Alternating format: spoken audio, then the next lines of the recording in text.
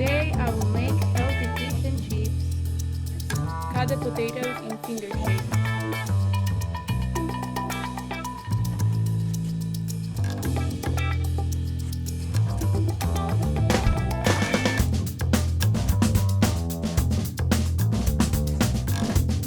Then season them with salt, pepper, and any other seasonings you want to season them with. Cut the fish in finger shapes for the fish fingers.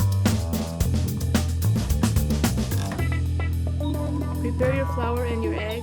Roll your fish fingers inside of it so that you can have crispy fish fingers. After you roll the fish fingers to the batter and season them, they are ready to be fried.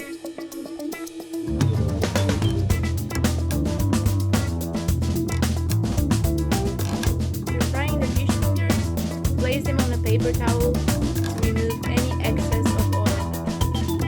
Your plate is ready. Enjoy!